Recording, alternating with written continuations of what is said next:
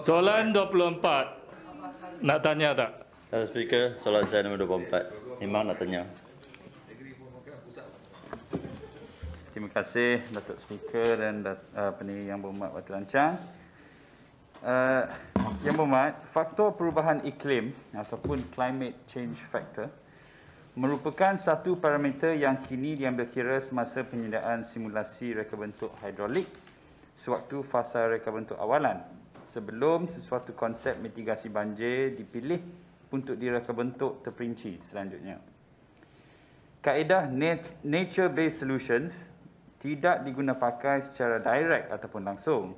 Walau bagaimanapun, pengurusan risiko banjir secara holistik sejajar dengan alam semula jadi dan ekosistem yang setaraf dengan kaedah-kaedah nature-based solutions telah pun dititik beratkan dalam Manual Saliran Mesra Alam ataupun MASMA yang diguna pakai mulai tahun 2000. Pembangunan baru perlu mematuhi MASMA dengan antara lain memperkenalkan water quality pond, wetlands, swales, bioengineered channel dan ecological plants bagi pengurusan banjir.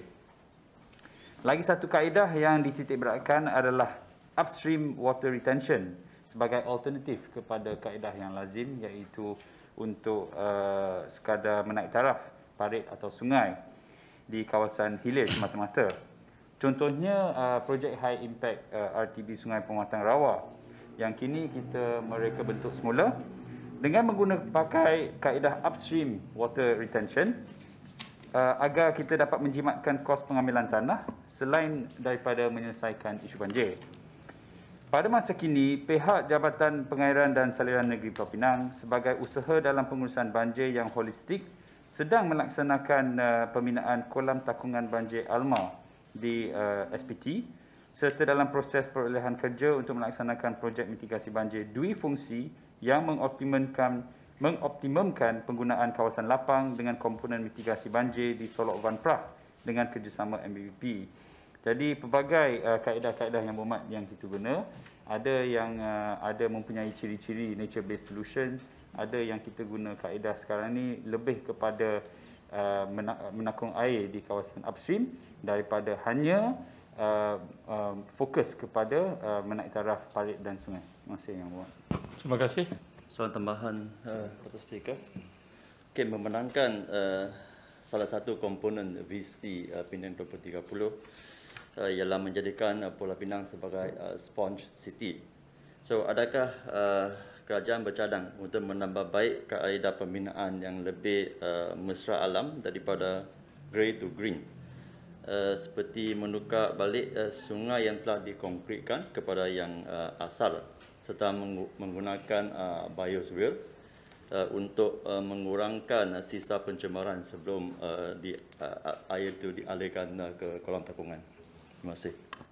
Terima kasih Yang Berhormat Wakil Rancang atas soalan tambahan.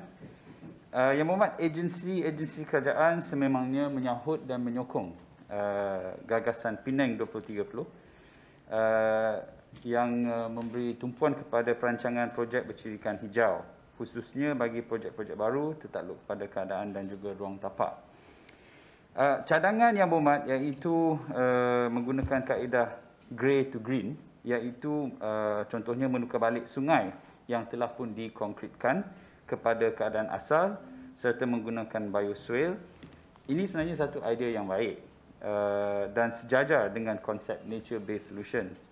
Namun begitu, hanya kita boleh mempertimbangkan sekiranya kawasan yang kita nak buat tu mempunyai ruang reserve sungai yang mencukupi. Dan saya rasa Yang Berhormat sendiri pun maklum bahawa di Pulau Pinang antara masalah yang kita hadapi apabila kita nak buat projek tempatan banjir adalah reserve sungai lah. Selalunya tidak mencukupi ataupun sudah ada pembangunan sama ada secara sah atau haram di atas reserve kita, khususnya di kawasan bandar lah. Jadi tidak begitu mudah kita nak buat. Walau bagaimanapun bagi mengawal pencemaran, kerajaan negeri beranggapan bahawa kawalan di punca ataupun control at source merupakan kaedah yang terbaik untuk mengawal dan mengurangkan pencemaran di saliran-saliran air kita. Terima kasih Yang Berhormat. Terima kasih. Semua saya tak ada tambahan.